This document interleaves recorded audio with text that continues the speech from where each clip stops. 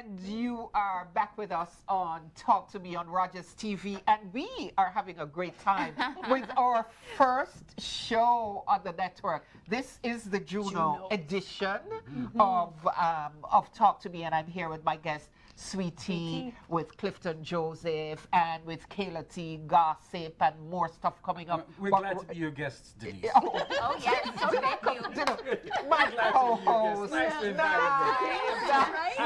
I'm glad you got it. Well, which is a perfect segue to our guest, our next guest on Talk to Me. Two-time Juno winner, known for his classic Africano man, Blanco man, bless adore you. Singing tonight?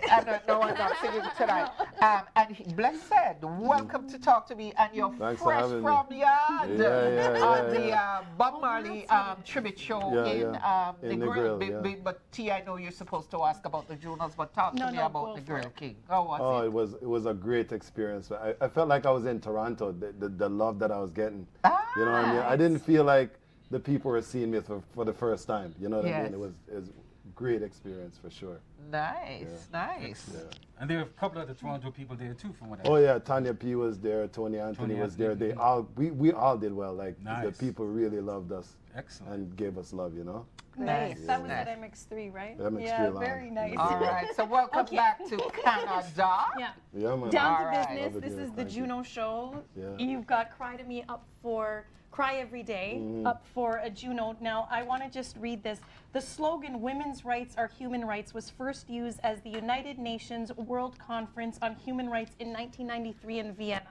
Now, you went ahead and you recorded Cry Every Day. Right. Obviously, the subject matter of the song deals with the same issue and women's rights and violence against women. That's right. Can you talk to us a little bit about why you chose to take this route? Well, first of all, I have 8 sisters, right? So from a very young age, I learned not to put my hands on women, not to hit women. And my very first single is called My Mother, where I'm saying, no man can hit my mother and live. Empress don't take no abuse from no one. So it's always been a topic dear to my heart. It's not the first song that I've written about domestic abuse. You know what I mean? So I definitely wanted to write a song about that. At that point when I wrote the song, it wasn't an epidemic like it is right now. Yes. You know what I mean? So I just look at that like that was inspiration from the Most High Creator, who gave me the inspiration, who knew that the song was going to be out at a time when it's needed. You know what I mean? Yeah, definitely. Yes. So, once again, congratulations for Thank you. your nomination this year. Thank you. And you've actually been nominated 8 times. That's right. Wow, that's a record, man. Amazing. That means I've lost 5 times. So I know what it's like. We're not talking about that. We're not talking about that. Negativity. But I want to ask you, you've been nominated so many times. Did you see a spike in interest in your music after your nominations? Yes, definitely. It definitely helps, and even more than just the music. A topic that no one addresses is mental health. You know what I mean? And sometimes when you're an artist and you're putting out music and it's not going nowhere, it can drive you crazy. Yes. You know what I mean? So definitely a nomination or a win is good for your mental health and boosts your morale. You know what I mean? And it gives you confidence to know that, you know what, I can keep going. You know what I mean? Throughout the obstacles and throughout the downs, you know, say, boy, at least me get nominated or at least me win. And it boosts your morale and it gives you motivation to keep going. Nice. Blessed, man, thanks a lot for being here again, Thank man. you. And it used to be in the beginning of the categories, the reggae, the black categories, and the Junos. We used to say that when you win in the reggae category, the dance category, the soul, there was a calypso reggae at one point, that it's the pathway to oblivions.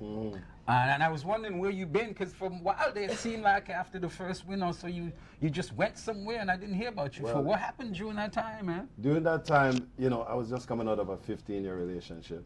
You know what I mean? Which was a rough breakup.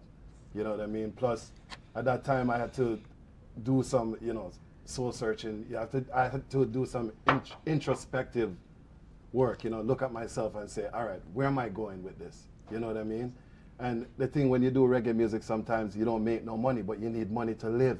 Yeah. You need money, and when you have kids, you gotta support them. They're going to school, so I made a decision that I need to get a job, because before that, I wasn't working. So it was really rough on me. Well, I You know what just I mean? want to step in there when you say you Yeah. weren't working. You Yeah. mean you were working only on reggae Yeah, music? just music alone, Yeah. but I didn't have a 9 to 5. 9 Yeah. to 5. Which meant that the cash was coming in little by little. Yeah, yeah. little by But little. it comes in. It comes in a lot sometimes, but it's not consistent.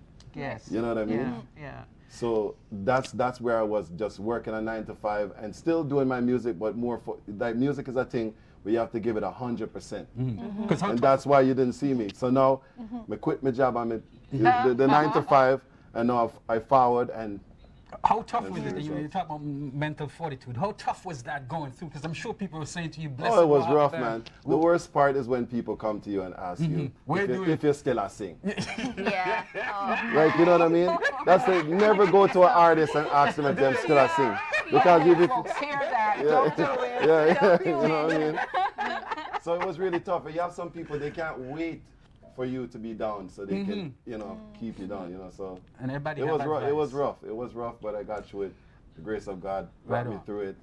And I just like to thank all the delegates that voted for this great song. It's not about me, it's about the song. And when the song is highlighted, this nomination highlights the song. And I feel like this song is gonna save a lot more lives now. You know what I mean?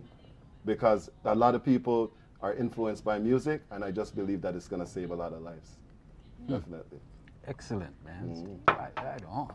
Okay, so Blessed, 2017. Right. It's 150 years of Canada. Your career continues to grow and develop. What do you see in 2017 for Blessed and for reggae music in Canada? Well, I just see, right now, all eyes on Canada. You know, for me, right now, I have an EP coming out in the spring, around April, hopefully. You know what I mean? I just got a booking. I don't want to talk about it, but it's Seattle, Washington. Talk to us. You know what I mean? Talk to us. So, you know what I mean? I just see Brand Blessed just getting bigger. You know what I mean? When I went to Jamaica, I was shocked to know how much people actually know who I am and know my song. Even the Nice. song with that I did with Gary Beals called Jump Off, they know it, they played in the parties, and it's been released like over 5 years now. And it's still, like, the kids still know it, you know what I mean? So definitely just, for me, I just want to be able to travel now, to spread it, because my music has been everywhere except me, you know what I mean? So Yes, now it's time to yes. just travel and give the people a chance to get to see me in person, you know? And reggae music in Canada is just going to get bigger, you know what I mean? We need to have it, though, where scouts are coming here. And booking artists for show like how it is in Jamaica. You know what I mean? And in order for us to do it, we have to unite. We need to unite as artists. And You know? Speaking of that, man, because I mean, I hate to be a killjoy here, but like for instance, Okay, the killjoy. the reggae category is not shown on the regular TV show. It's not. When I read the newspaper, at the end of the game, it doesn't say the winners. It tells me to go to somebody's website. So Yeah, I yeah. can't pick up and see the winners. I can't, and I don't Nominees. see the contracts are not there. So what's going on? What about the respect or the level of how are you dealing with the idea of the industry and even Karas, which I think is disrespecting the music and the artists by not giving them the kind of framework that they give certain other types Well, of music. that's if you look at the glass half empty. I feel like if they were disrespecting it, they wouldn't have a reggae category in the first place. So the fact that they have reggae and they recognize reggae, it's a big deal. You know what I mean? I think for us, we have to be faithful in the little until we're rule over much. You know what I mean? We have to appreciate the little we get, and eventually it's not going to stay like this forever. You know what I mean? Eventually it will grow, because there was a time when me win the Juno, me not get no interview with E-Talk, and the other day me say Esco, E-Talk, Amoy, you know what I mean? So Yeah. we see it's growing There's now. movement happening. Yeah, Yes. Nathan Phillips Square, Esco performing on that. Years ago, you would never get a reggae artist. So there's growth, and there, you know what I mean? The Yeah. doors are opening, definitely. Cool. Yeah, For reggae yeah, music. yeah, for sure. Yeah. T, go ahead. If you can work, if you have your choice of choosing a producer today, who comes to mind first? Who would you? I know. Well, I know that's a tough Bobby one, but- Dixon, that's my favorite producer.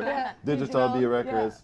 that's Yeah. my favorite producer Excellent. of all times. You know what I mean? And you know, that's That what would be a record great one. definitely.